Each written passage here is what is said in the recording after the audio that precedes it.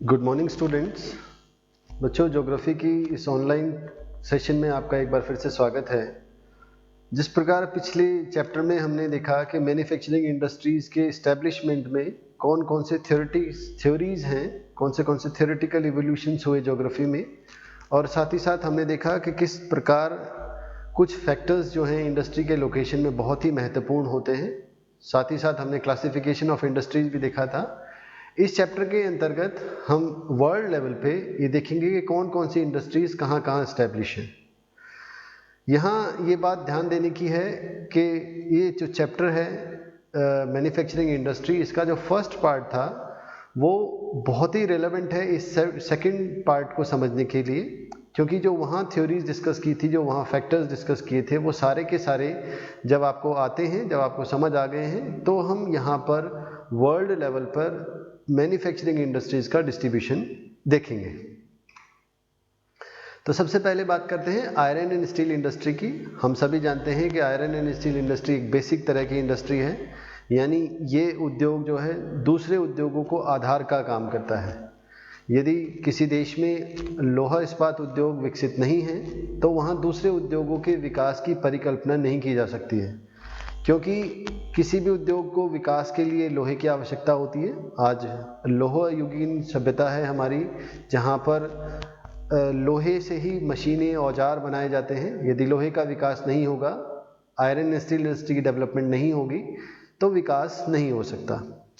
यहाँ वेबर की थ्योरी के अकॉर्डिंग यदि हम देखें तो आयरन एंड स्टील इंडस्ट्री एक वेट लूजिंग इंडस्ट्री है। और जैसा मैंने पिछले वीडियो में बताया था कि जितनी भी वेट लूजिंग इंडस्ट्री होती हैं, they always tend to locate near a raw material site. वो उस जगह स्थित होने की कोशिश करती हैं जहाँ रॉ मटेरियल मिलता है।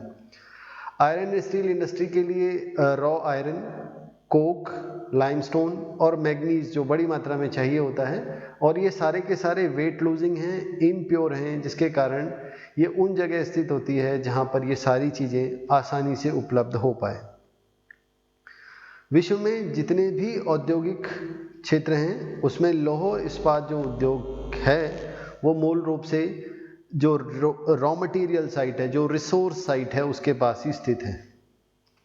यदि देखें तो वैश्विक स्तर पर यदि हम देखें तो आयरन स्टील इंडस्ट्री उत्तरी अमेरिका, यूरोप, एशिया के विभिन्न सारे देशों में विकसित हुई है और केंद्रीकृत है। केंद्रीकृत यानी वो उन्हीं जगहों पर लोकेटेड है, उन्हीं जगहों पर सेंट्रलाइज है जहां रॉ मटेरियल मिलता है। यदि वैश्विक स्तर पर देखें तो चीन, संयुक्त राज्य अमेरिका, जापान, रूस और जर्मनी इसके प्रमुख उत्पादक हैं।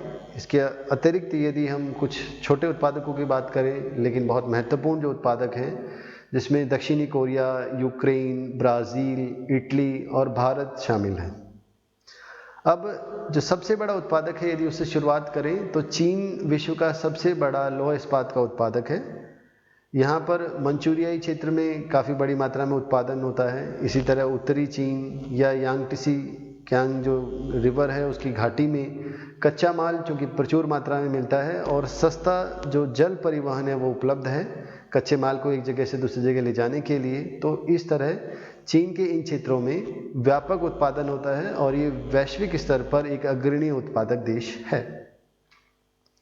यदि हम जापान को देखें तो जापान जो है वो भी एक महत्वपूर्ण और उच्च गुणवत्ता वाला जो आयरन स्टील बनाने के लिए जाना जाता है।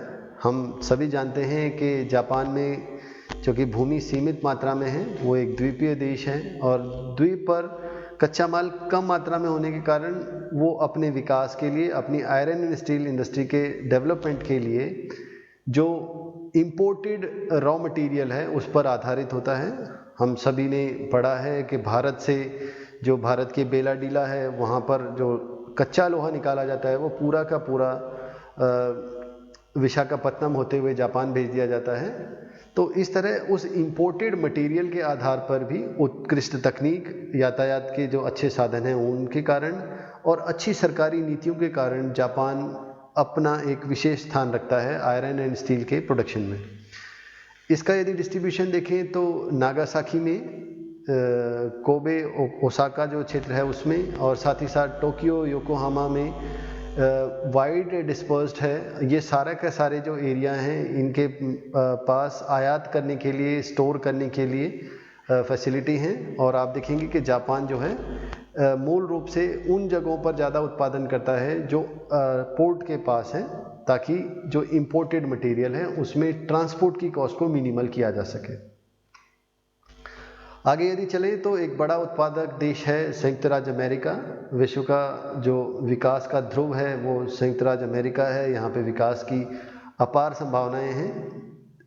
शहरीकरण और उद्योग धंधों के विकास के कारण यहाँ आंतरिक रूप से जो लोहे की डिमांड है वो भी बहुत अधिक है। यदि इसके उत्पादक क्षेत्रों की बात करें तो पीटर्सबर्ग का जो क्षेत्र है, इसके अलावा शिकागो गोर्गी क्षेत्र, इसी तरह ईरी झील के आजू बाजू वाला क्षेत्र और मध्य अटलांटिक का क्षेत्र है।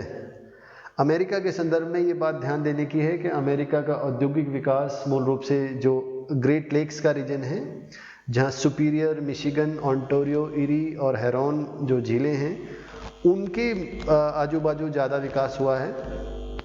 यहाँ पर शिकागो और गोरी जो क्षेत्र है, उन क्षेत्रों में नाव की मदद से झीलों वाले रास्ते से कच्चा माल लाया जाता है और तैयार माल को भेज दिया जाता है। क्योंकि हम जानते हैं कि आयरन एंड स्टील इंडस्ट्री का जो रॉ मटेरियल है वो बल्की होता है, भारी होता है, तो परिवहन की लागत कम से कम आए, इस तरह अमेरिका में जो लोहा बनता है उसको एक एडवांटेज मिलती है, जिसको कॉस्ट एडवांटेज कहते हैं। दुनिया के तुलना में अमेरिका में सस्ता लोहा बनता है, जहाँ परिवहन की जो सुविधा है वो अच्छी होने के कारण और पानी से परिवहन उपलब्ध होने के कारण।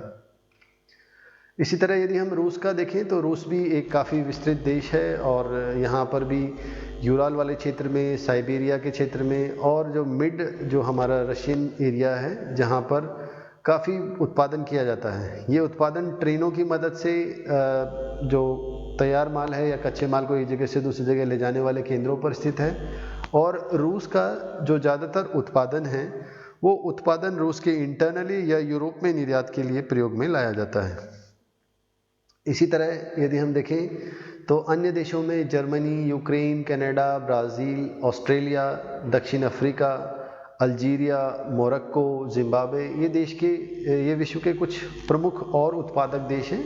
इसमें ब्रिटेन भी एक बहुत महत्वपूर्ण स्थान रखता है। ग्लासगो, लंकाशायर, हम सभी ने इनका नाम सुना है। जब भारत पर आते हैं तो भारत में जमशेदपुर, कुल्टी, दुर्गापुर, राउरकेला, भिलाई, बोकारो, सेलम, विशाखापत्तनम और भद्रावती, ये कुछ ऐसे लौह इस्पात के केंद्र हैं जो दूसरी पंचवर्षीय योजना में विकसित किए गए और वर्तमान तक आगे उत्पादन दे रहे हैं। यहाँ तकनीक जरूर पुरानी है, लेकिन धीरे धीरे सरकारी नीतियों के परिणाम स्वरूप यहाँ तकनीक में सुधार हो रहा है और आप देखेंगे आने वाले समय जो है काफ़ी अच्छा उत्पादन और स्थान हासिल कर पाएगा भारत। तो इस तरह आपके सामने मानचित्र पर डिस्ट्रीब्यूशन दिखाया गया है। तो जो पीछे हमने पढ़े, ऑस्ट्रेलिया, साउथ अमेरिका, अफ्रीका के बहुत सारे एरिया, भारत, जर्मनी, तो इस तरह संयुक्त राज्य अमेरिका, कनाडा, रूस, जापान, ये वो क्षेत्र दिखाए गए हैं जो मूल रूप से लोहे के यानी आयरन एंड स्टील इंडस्ट्री में उत्पादन करते हैं। आगे चलें, दूसरा उद्योग है टेक्सटाइल इंडस्ट्री। यदि हम टेक्सटाइल इंडस्ट्री देखें तो हम सभी जानते हैं कि आदमी की मूल आवश्यकताओं में रोटी, कपड़ा, मकान होता है।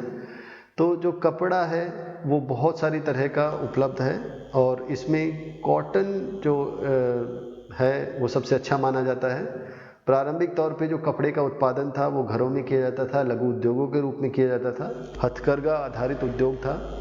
लेकिन धीरे धीरे तकनीक में विकास और उसके प्रसार के कारण आज बड़े पैमाने पर पावर लूम्स में, जिसमें बिजली का प्रयोग करके बड़ी मात्रा में उत्पादन किया जाता है। उत्पादन बढ़ने के साथ साथ लागत में कमी आई और आप देखेंगे कि आज लगभग वैश्विक स्तर पे सभी जगह वस्त्र उत्पादन किया जाता है। यहाँ जो टेक्सटाइल इंडस्ट्री है उसका जो कपड़ा होता है और जो रॉ मटेरियल होता है, दोनों का इक्वल वेट होता है, यानी वो नॉन वेट लूजिंग होते हैं, इसीलिए ये स्वच्छंद होते हैं, कहीं भी लग सकते हैं। तो आप देखेंगे ज़्यादातर टेक्सटाइल इंडस्ट्रीज उस जगह लोकेटेड है जहाँ मार्केट साइट है। हम जानते हैं कि वस्त्र उद्योग की शुरुआत मूल रूप से औद्योगिक क्रांति के ज़माने से ब्रिटेन में हुई और आज विभिन्न चीज़ों से कपड़ा बनाया जाता है और हम अपने इस सेक्शन में सूती वस्त्र उद्योग, ऊनी वस्त्र उद्योग, रेशमी वस्त्र उद्योग और पटसन उद्योग के बारे में देखेंगे। तो शुरुआत करते हैं सूती वस्त्र उद्योग। जैसा मैंने कहा कि इसका raw material non wait losing होता है, यानी प्योर होता है, परिवहन लागत कम आती है इसको ले जाने में, और रॉ मटेरियल और जो फिनिश्ड गुड्स होती हैं दोनों का बराबर वेट होता है, जिसके कारण इसका जो प्रसार है वो लगभग सभी जगह है। कपास से बने कपड़ों की अंतर्राष्ट्रीय स्तर पर बहुत मांग है।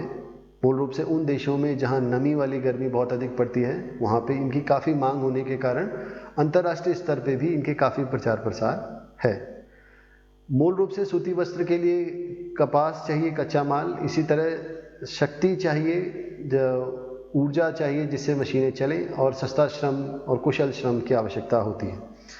हम देखते हैं कि सूती वस्त्र उद्योगों का उन क्षेत्रों में ज़्यादा विकास होता है जहां आर्द्र जलवायु मिलती है, क्योंकि जो रुई है जिसको धागा जब बनाया जाता है, सूत को जब काता जाता है तो वो कमज़ोर होता है, और सूखा जब होगा तो उसको टूट जाता है वो आराम से। तो आर्द्र जलवायु में उसको बंधे रखने में, उसको धागा बनाने में आसानी होती है, इसीलिए सूती वस्त्र उद्योग का आर्द्र जलवायु में प्रसार होता है। लेकिन जैसा मैंने ऊपर बताया कि सभी जगह मिलता है। यदि किसी जगह शुष्क जलवायु है तो जो आर्टिफिशियल ह्यूमिडिटी छोड़ने वाले इंस्ट्रूमेंट्स लगाए जाते हैं जिससे नमी बनी रहती है और रेशा टूटता नहीं।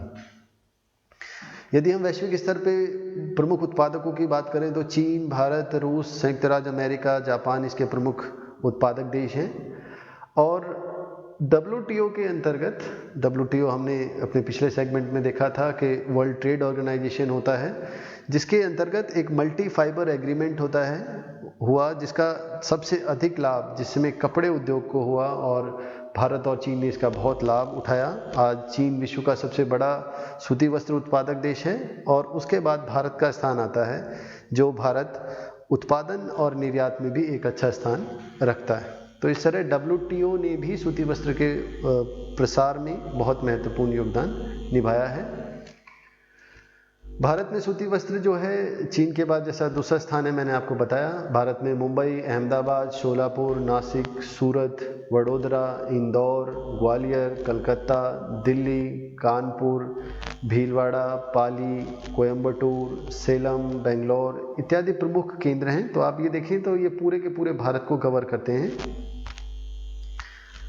इसके अलावा यदि हम USA में देखें तो न्यू इंग्लैंड का जो क्षेत्र है, इसी तरह मिड अटलांटिक वाला रीजन है, साउथ अपलेशियन माउंटेन्स का रीजन है, ये सारे क्षेत्र जहाँ पर जो कॉटन बेल्ट है वो काफ़ी बड़ी मात्रा में रॉ मटेरियल जनरेट करती है और इन जगहों पर उद्योगों को सस्टेन कराती है। वर्तमान में हम देखते हैं तो जो हमारा सूती वस्त्र उद्योग है उसको बड़ी मात्रा में कंपटीशन का सामना करना पड़ता है, मूल रूप से उन उत्पादों से जो कृत्रिम बने होते हैं, जिसमें आपने सुना होगा नायलॉन एक बहुत फेमस चीज़ है, तो पॉलिएस्टर है, इस तरह के जो कृत्रिम रेशे हैं उनसे कपड़ा उद्योग को और ख़ासतौर से सूती वस्त्र उद्योग को कड़ा मुकाबला करना पड़ता है। यहाँ ये ध्यान देने योग्य बात यह है कि जितने सूती वस्त्र उद्योग हैं ये धीरे धीरे विकसित देशों से स्थानांतरित होकर कम लागत वाले विकासशील देशों में स्थानांतरित हो रहे हैं, जिससे उत्पादन की लागत को घटाया जा सके। तो ये मूल रूप से वो क्षेत्र आपके सामने मानचित्र पे दिखाए गए हैं जहाँ पर कपास आधारित यानी सूती वस्त्र उद्योग स्थापित हैं। यहाँ आप देखिए बहुत सारे वो क्षेत्र हैं जो ठंडे हैं, जहाँ कपास नहीं होती है, वहाँ कपास को आयात किया जाता है क्योंकि ये प्योर होता है, प्योर रॉ मटेरियल होता है, इसको आराम से प्रोसेस करके कपड़े में परिवर्तित किया जा सकता है। तो आयात आधारित उद्योग भी बहुत सारी जगह स्थित हैं। आगे आता है ऊनी वस्त्र उद्योग। हम जानते हैं कि सेकेंड वर्ल्ड वॉर और उसके जस्ट पहले ही जापान में आधुनिक मशीनों का आविष्कार हुआ जो ऊन से कपड़े बनाती हैं, और ऊनी वस्त्र उद्योग की स्थिति में बाजार, कच्चे माल की उपलब्धता, कुशल श्रम, साफ पानी, शक्ति के साधन और पूंजी का जो अच्छे से उपलब्धता है वहाँ पे इनका विकास तीव्र गति से होता है। रूस, चीन, जर्मनी, भारत, जापान, संयुक्त राज्य अमेरिका, ब्रिटेन, पोलैंड, ये कुछ ऐसे देश हैं जहाँ पर सूती वस्त्रों की काफ़ी डिमांड रहती है और ये काफ़ी बड़े उत्पादक देश हैं। यदि हम देखें तो ज़्यादातर ऊन का उत्पादन ऑस्ट्रेलिया, न्यूजीलैंड या जो साउदर्न हेमिस्फीयर की कंट्रीज़ हैं वहाँ होता है, और यहाँ पर ऊन का अधिक उत्पादन होता है, लेकिन उससे वस्त्र बनाने के जो कारखाने कम हैं, इसीलिए आप देखेंगे निर्यात पर आधारित या दूसरे देशों से आयात करके ऊनी वस्त्र उद्योगों को कच्चा माल अधिक प्राप्त होता है। ये आपके सामने वो क्षेत्र हैं जो ऊन बनाते हैं, ऊन के कपड़े बनाते हैं। तो आप देखें कि ज़्यादातर जो प्रोड्यूसिंग रीजन्स हैं जहाँ पर वुल प्रोड्यूस की जा रही है वो साउदर्न एरियाज़ हैं, साउदर्न हेमिस्फीयर में हैं, और इंडस्ट्रीज़ जो है उनका डिस्पर्सल लगभग पूरे विश्व में है, क्योंकि ये फिर एक नॉन वेट लूजिंग यानी प्योर रॉ मटेरियल होता है। इंपोर्ट करके भी इंडस्ट्री को रॉ मटेरियल फीड किया जा सकता है। आगे यदि चलें तो एक वस्त्र उद्योग होता है जो रेशमी वस्त्र उद्योग होता है। आप सभी जानते हैं, आपने इतिहास में पढ़ा होगा कि रेशम की खोज चीन में हुई और चीन में प्रारंभिक तौर से कुटीर उद्योग के रूप में रेशम का उत्पादन किया जा रहा है। प्रारंभिक तौर पर धनी और जो काफ़ी समृद्ध लोग होते थे वही सूती वस्त्र के स्थान पर रेशमी वस्त्रों का प्रयोग करते थे। और आज वर्तमान में यदि हम देखें तो यही वाला क्षेत्र जो है जिसमें जापान, चीन, रूस और भारत हैं, ये दुनिया का लगभग 80 to 90% जो रेशम का उत्पादन करते हैं। रेशम के वस्त्र काफ़ी महंगे होते हैं, कच्चे माल की सप्लाई बहुत लिमिटेड होती है और इनको चलाने के लिए, रेशमी वस्त्र बनाने के लिए कुशल श्रमिकों की आवश्यकता पड़ती है। ये आपके सामने दिखाया गया है। आप सभी जानते होंगे कि रेशम जो है वो कीड़ों से प्राप्त किया जाता है जो शहतूत के पत्ते खाते हैं और ग्रो करते हैं, और इनको बाद में इन्हीं से रेशे निकाले जाते हैं और उसी को कपड़ों के शक्ल में, वस्त्र की शक्ल में बेचा जाता है। जापान, संयुक्त राज्य अमेरिका, फ्रांस, चीन, ताइवान, जर्मनी, इंग्लैंड और भारत जो है मूल रूप से रेशमी वस्त्रों के प्रमुख निर्यातक, निर्माता देश हैं। एशिया में ही जैसा मैंने आपको बताया कि लगभग 80 से 85-90% तक रेशमी वस्त्र बनाए जाते हैं और बाकी जो है वो विश्व के अन्य क्षेत्रों में उत्पादन होते हैं। यदि हम संयुक्त राज्य अमेरिका के संदर्भ में देखें जहाँ रेशमी वस्त्रों का उत्पादन हो रहा है, मूल रूप से पेंसिल्वेनिया में, जहाँ पे पैटरसन नगर जो है वो मूल रूप से रेशमी नगर कहलाता है USA का। और ये आप देख सकते हैं कि जो पहले रेशम सिर्फ चीन और जो हमारे एशियन क्षेत्रों में था वो धीरे धीरे प्रसारित होके पूरे के पूरे विश्व में इसका उत्पादन फैल गया है। भारत के यदि बात करें तो भारत में मूल रूप से कर्नाटक जो है रेशम के उत्पादन में अग्रणीय राज्य है।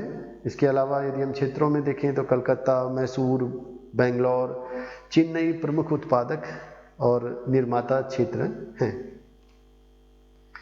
ये आपके सामने मानचित्र में जो डिस्पर्सल है वो दिखाया गया है। जो नीले कलर से हैं वो मेजर प्रोड्यूसर्स हैं और जो लाइट ब्लू कलर है वो जो है माइनर प्रोड्यूसर्स हैं विश्व में रेशम के।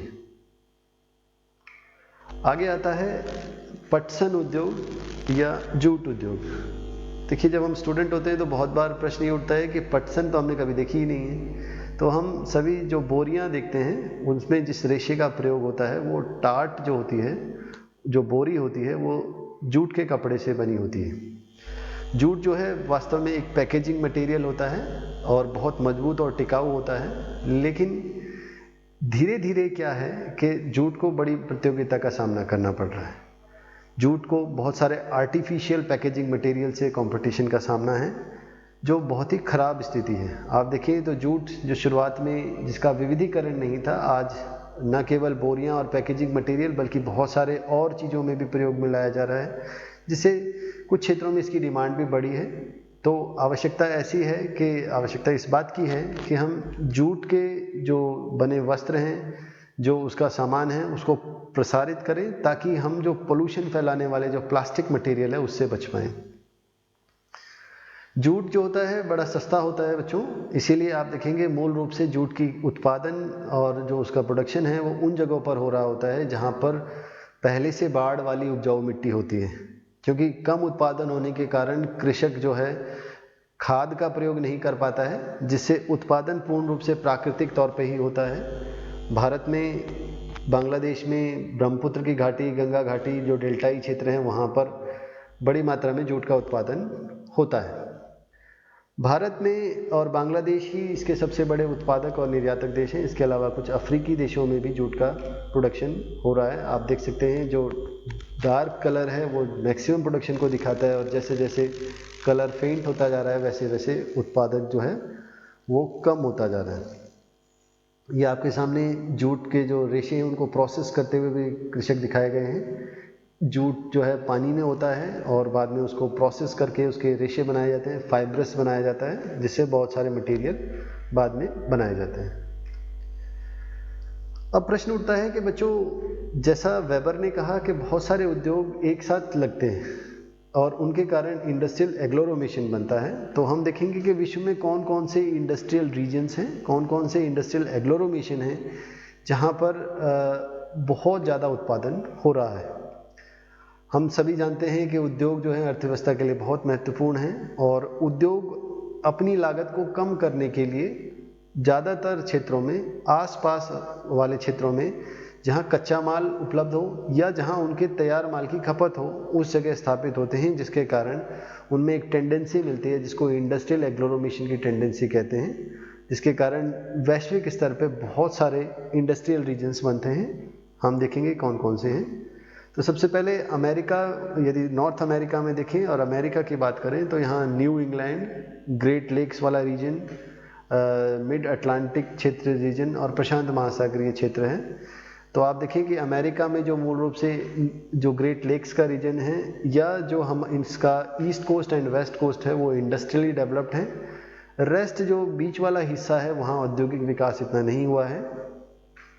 इसी तरह उत्तरी अमेरिका में यदि हम कनाडा की बात करें तो सेंट लॉरेन या ओंटारियो वाला क्षेत्र है, ये भी ग्रेट लेक्स के आजू बाजू का ही रीजन है, जहाँ पर बड़ी मात्रा में परिवहन के लिए आपको झीलों का प्रयोग किया जा सकता है और विकास के लिए अपार संभावनाएं हैं उद्योगों के, न केवल कच्चा माल मंगाने के लिए बल्कि तैयार माल को भी दूसरी जगह बेचने के लिए। इसी तरह हम यूरोप में देखें तो ब्रिटेन, जिसमें मिडलैंड एरिया, लंदन वाला क्षेत्र या वेल्स वाला क्षेत्र है।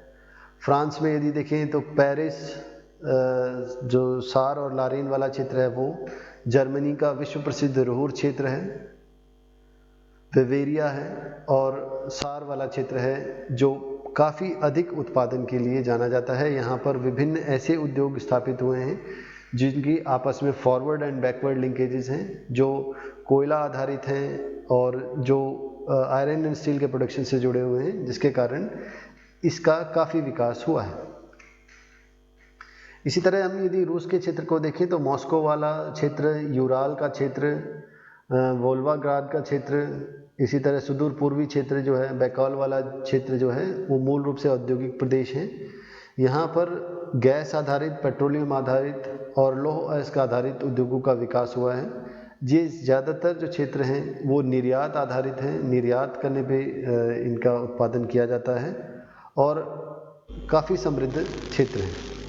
इसी तरह यदि हम एशिया में जापान को देखें तो टोक्यो, योकोहामा, ओसाका, नगोया और नागासाकी वाला क्षेत्र है। उसी तरह चीन में शंघाई वाला क्षेत्र है, उत्तर पूर्वी क्षेत्र है, बीजिंग का क्षेत्र है और चुगंकिंग का क्षेत्र है, जहाँ पर उत्पादन बहुत अधिक मात्रा में किया जा रहा है। हम यदि देखें तो वैश्विक स्तर पर चीन एक बड़ा ऐसा देश उभर के आया है जिसकी अर्थव्यवस्था निर्यात आधारित है। चीन में वो सारी चीज़ें उत्पन्न होती हैं जिसकी विश्व में मांग है और ये सारे के सारे औद्योगिक उत्पाद जो है चीन अपने कंजम्पशन से भी ज़्यादा निर्यात के लिए उत्पन्न करता है। आप देखेंगे चीन विश्व का एक ऐसा देश उभर रहा है जिसका जो एक्सपोर्ट सरप्लस है वो बहुत ज़्यादा है। चीन निर्यात पर और आंतरिक उत्पादन पर, औद्योगिक विकास पर पिछले काफ़ी समय से बहुत ध्यान दे रहा है। तो ये आपके सामने औद्योगिक प्रदेश दिखाए गए हैं। आप देख सकते हैं कि जो विकसित देश हैं वहाँ पे बड़े औद्योगिक प्रदेश हैं, वहीं विकासशील देश या अफ्रीका है या लैटिन अमेरिकी देश हैं, वहाँ पर औद्योगिक प्रदेश न मात्र के लिए या छोटे क्षेत्र में फैले हुए। तो इस तरह बच्चों इस चैप्टर में हमने जो फर्स्ट पार्ट था उसमें थ्योरीज़ के बारे में बात की, फैक्टर्स की बात की कि इंडस्ट्रियल लोकेशन के फैक्टर्स कौन से होते हैं, क्लासिफिकेशन हमने देखा। इस चैप्टर में हमने बहुत सारी तरह की इंडस्ट्रीज़ देखी जो आपके सिलेबस में हैं। हमने आयरन स्टील इंडस्ट्री देखी, हमने जो कपड़ा बनाने वाले उद्योग हैं उनको देखे। अब साथ ही साथ हमने बहुत सारे इंडस्ट्रियल रीजन्स देखे, उनके फैक्टर्स डिस्कस किए कि क्यों वो होते हैं। तो अब आपके सामने स्लाइड पर कुछ शॉर्ट क्वेश्चंस दिए हैं, कुछ लॉन्ग क्वेश्चंस दिए हैं। इनको आपको आंसर देना है, व्यवस्थित आंसर देना है, डायग्राम बनाना है, मैप बनाना है सभी का। आपके एग्ज़ाम में इन लॉन्ग आंसर टाइप में से हम हर बार कुछ ना कुछ पूछा जाता है, तो आपको व्यवस्थित आंसर लिखने आना चाहिए। ध्यान दीजिए, लिखने से पहले आप अच्छे से पढ़ें और इस सेकंड जो स्लाइड है, जो सेकंड सेक्शन है हमारा, इससे पहले फर्स्ट सेक्शन को देखें जिसमें हमने उन थ्योरीज की भी बात की है जो इंडस्ट्रियल लोकेशन के लिए ज्योग्राफी में यूज़ की जाती हैं। आप उन्हीं के आधार पे अपने क्वेश्चंस को सब्सटेंशिएट करें, एक्सप्लेन करें, ताकि आप अच्छा आंसर लिख पाएँ, गुणवत्ता वाला आंसर लिख पाएँ। तो आज के लिए इतना ही बच्चों। आपके यदि कोई प्रश्न है, कोई सुझाव हैं, तो आप इस ईमेल आईडी के माध्यम से या कॉलेज के व्हाट्सएप ग्रुप से मेरे से जुड़ सकते हैं। Thank you.